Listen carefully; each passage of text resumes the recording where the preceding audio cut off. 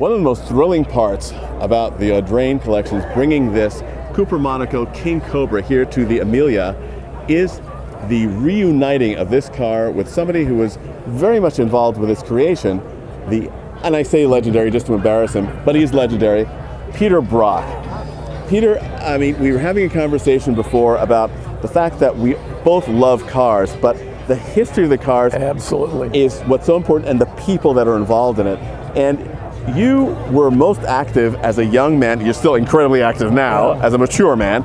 You were so incredibly active as a young man in doing such exciting projects at a time when you could, as a driver, engineer, designer, create cars that just answered questions and solved problems. So tell us a little bit about how the Cooper Monaco King Cobra project came to be. Well, this is a fabulous car from a standpoint of the history of motor racing, because prior to building this car, if it hadn't have been for Carroll Shelby combining a car that had run in Europe as a 2.5 liter Coventry Climax motor, nobody had ever thought about putting a V8 in a rear engine car. This is a totally new idea for the United States. And Carroll brought it over, and he did the same thing that we did with the Cobra. We put the little 289 Ford V8 in a foreign chassis and totally changed motor racing. This was the car that really kicked off the Can-Am series, but this was done in 1962, 63. That didn't become really popular till 64, 65, 66. But this was the very beginning of it. And this one car changed motor racing completely because of Carroll, because of its driver, Davey McDonald, and because of the technology that went into it. I want to talk about that because one of the things that sort of this myth that has grown up about Shelby and Shelby American is that, oh, all they did is they stuffed a big engine in a lighter car and they just went racing. But there was such incredible thought about suspension, about everything that goes into making a car successful as a package. So let's talk a little bit about that. Well, you got to understand that the thing was designed originally. The biggest problem at that era was there were no big tires. All the tires were fairly thin at that time, and there was no transaxle at that time that could take the horsepower that we were putting in these big V8s. So it took somebody with a lot of skill not to tear the car up to be able to make the end of the race. So with the narrow tires comparatively at that time, and this Colati gearbox, which was fairly weak, it was a little edgy to keep it going, but Dave McDonald had such great skill in driving the car, and he drove it broken loose, had a very loose style of driving the car, almost dirt tracking the car. It didn't put a lot of load into that gearbox all the time, and he could keep it running. Watching films of Dave McDonald drive this car, it just, I mean, it puts your heart in your throat. It's absolutely amazing. Not only the talent, the bravery. Absolutely. I mean, he was the master of keeping the car totally broken loose. I can remember when I was shooting pictures up at Turn 6 at Riverside, when the fans would see him coming up the S's from like about Turn 2, you could see this car coming up, and everybody in the stands would stand up, watch him go through and cheer, because it was so beautiful to watch him drive this car through, completely crossed up all the way through, hitting both apexes. So he was absolutely fantastic, you know. And so, thinking about solving the problems that a team needed to solve in order to get a car which would win. This was also sort of almost like a custom-built solution for a great driver, because you also did another car after this one that was specifically with Dave in mind. So what were his specific driving characteristics beyond the ability to drive a car sort of easily and loose that you look for in setting up a car like this? Well, you have to understand, we had a real roster of great drivers for Carroll Shelby. You know, we had Ken Miles, we had Dan Gurney, and of course Dave McDonald and Bob Bondurant. But the thing that was really interesting, because I'd say Ken Miles was the master of the perfect line all the way through, and Dave McDonald was just the opposite, with the car totally broken loose, and their times were the same, you know. So you could watch Dave, and it was beautiful to watch, because on such incredible car control, and so they'd change, you know, positions around. You could compare, and I think that was the thing that really enthralled the fans of watching the difference of these two great drivers making the same time with totally different driving styles. And a question that I know I have, and a lot of people would wonder, is so what was the big difference in 1963 with driving this car with the 289 and driving a Cobra 289 on the racetrack? Well, a Cobra was a a fairly antique car. I mean, that car had been designed in 1939 essentially, and it had to be controlled with the amount of rubber that you could put on the car. So again, it was a car that you drove totally broken loose, and it took masters like Miles and Bondurant and Gurney and David McDonald to drive those cars. But they're front engine cars, they tended to push a lot, and you had to really get on the grass to break it loose to get them through the corners. But both of them are cars that you drove by horsepower and the amount of throttle getting it through the corner. And this car, of course, Dave McDonald started out as a drag racer, straight line guy. And the important thing about a drag racer is not to break loose the tires.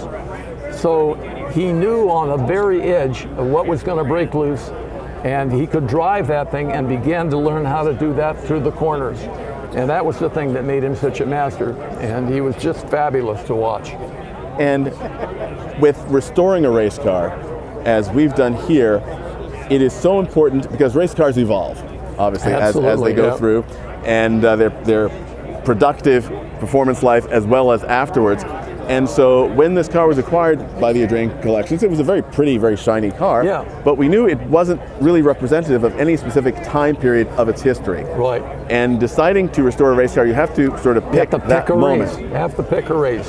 And obviously, with a great deal of input from you as well, the race we picked was the 1964 Kent-Washington race, where Dave McDonald had his last victory before his unfortunate death in the Indy 500. And you were such an important part of this, Peter, because our lead mechanic, Lee Castleberry, did a lot of research. This is a project very, very, very close to his heart, and we'll chat with him as well. And to get the colors right, to get the specifications right, I mean, even down to the fact that they had just put the spoiler on, but they hadn't painted it yet. So you had to put it on that. And you visited the car just after it had come out of the body shop. And Lee tells a wonderful story, but I want to hear your version of it. You're sitting and looking at the car and you're thinking, there's just something else. Well, the problem was that this wasn't the car that actually Dave was going to drive up there at Kent. He had built his own car, a fabulous looking car that was the development of this car. This was the very first car that had been really developed out of the Coopers. And then later he got his own chassis, built it up, his team had built it up. And because he was testing back east at Indianapolis, he wasn't out there for practice. So Bob Holbert, who was another great driver, got in his car to qualify it for him, and in the rain crashed it, destroyed the car, and killed it. So when Dave got off the airplane, his car was destroyed, came back, and he was going to have to drive the number 2 car, which this was Bob Holbert's car to drive. And so it was totally set up different from what we had, but the way he plugged into it. And the amazing thing is that he was racing against Jim Hall in the Chaparral. Now, Jim Hall with the Chaparral was the most modern car at the time, and this was the most antique car at the time.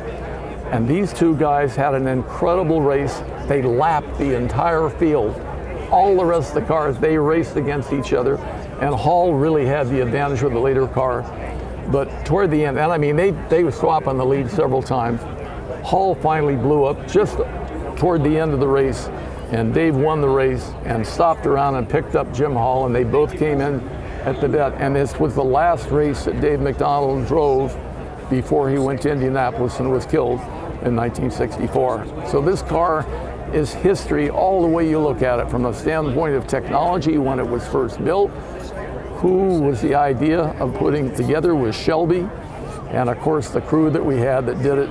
And so it's the people, the history, and the era that it represents. It's just one of the most fantastic cars ever done. And that last bit of detail is the fact that we looked at tons and tons of black and white photos, a few color photos, and we knew we had every detail right. You looked at the car and said, orange. The headlight covers were painted red because we thought they were red. He said, no, orange. Dave McDonald's color was orange, and they painted them orange because he was driving this car. Exactly, because his original Cobra, after it all done, was all orange. And so to bring it back to that color, they made the headlight covers orange, so people know it was him driving the car. Absolutely fantastic. Fabulous. Peter, thank you so much for all you've done for us, all you do for the world in this. It is an honor and a pleasure to share this car with you and to spend any time with you. All right, thank you. Thanks so and much. Thanks to Audrain for fixing it up, and thanks for Lee Castleberry for doing such a fabulous job on the car. Amazing. I mean, to see it is just like we used to run it, and it's a piece of art. It really is. Thank you. Great. Take care.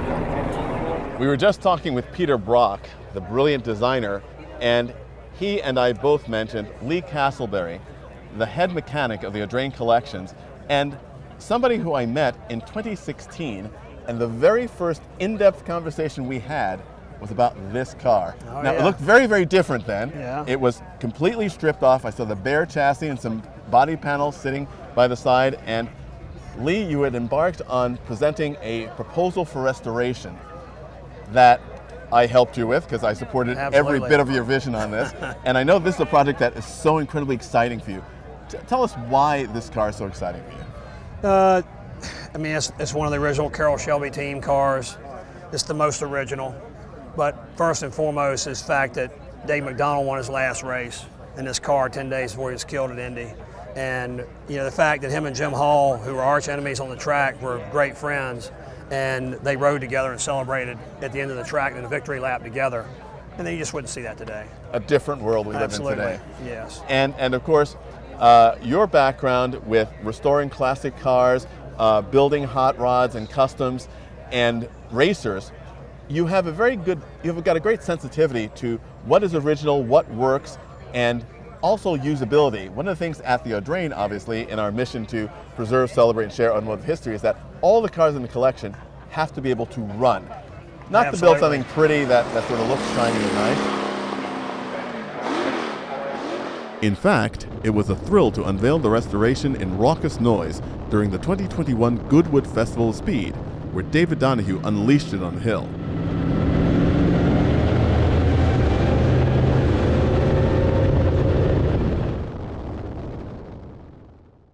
And to show it for the first time here in the US at the 2021 Audrain Newport Concours Motor Week at the Gathering at Rough Point. When this was acquired by the collections, it was very shiny and very nice looking. Absolutely. It was totally wrong, but it was shiny and nice looking. Yeah. And so at what point did you realize that, you know, this is what we needed to do with this? Well, we were doing a track day, or the owner wanted to do a track day, and we started to inspect the car and found the car was not safe. Not that it's safe now, but truly unsafe. It's not safe now in the way it was unsafe in period. Absolutely. And so we took it completely apart. And upon the disassembly, we started to discover some things. And once we started doing some research, and Mr. Brandt, the historian, kind of figured some things out, we realized how special this car was.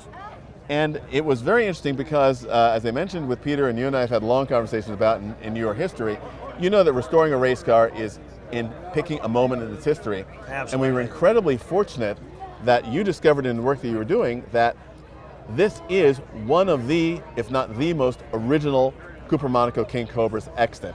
Because what we're looking at here, which is the result of thousands of hours of work, has at least 75, if not 80% of the original, very thin aluminum bodywork. Absolutely. The body panels are like 026, which is... Don't sneeze too hard. Yeah, pretty much. The chassis is 056, which is thinner than exhaust pipe. They were trying to be light and powerful. And by doing these things, we discovered there had been many panels patched on the exterior, on the corners, that were done with like 065, which would be standard of the day. We removed all that and we recreated it back the way it was, but we still have about 70% of the real car, as well as the original brakes, the original master cylinder, the clutch slave, and so forth.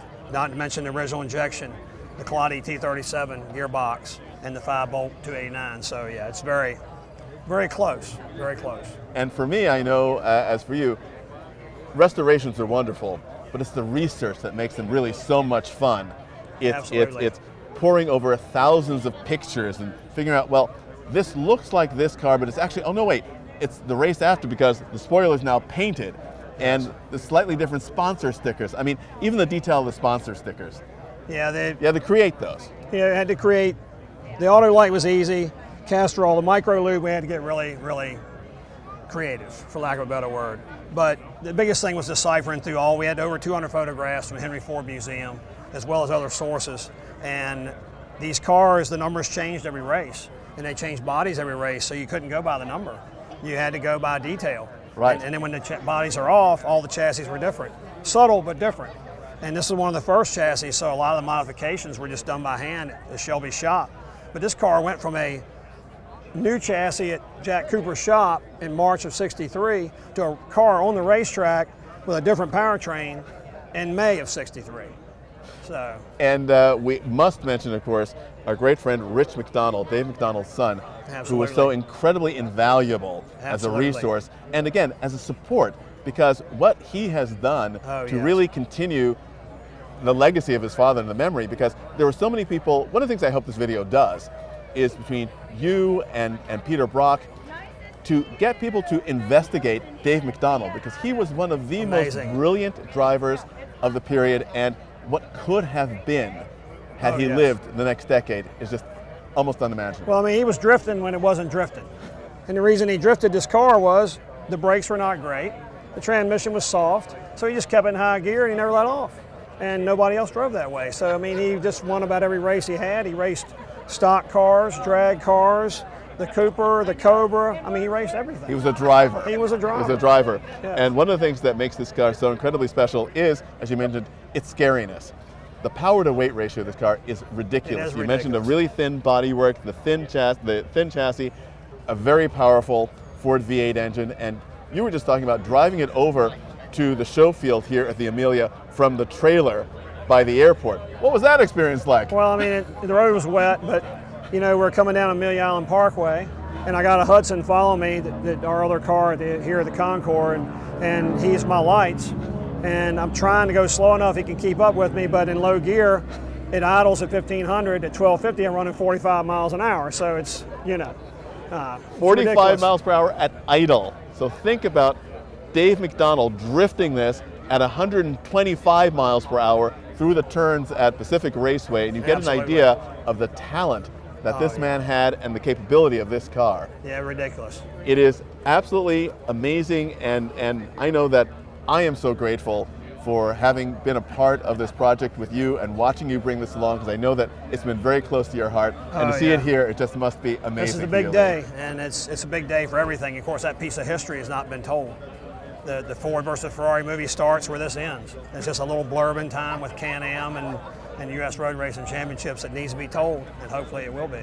Absolutely. Well, thanks so much, Lee. Thank you, sir. It's a great pleasure to work with you. Absolutely. Thanks. Thank you.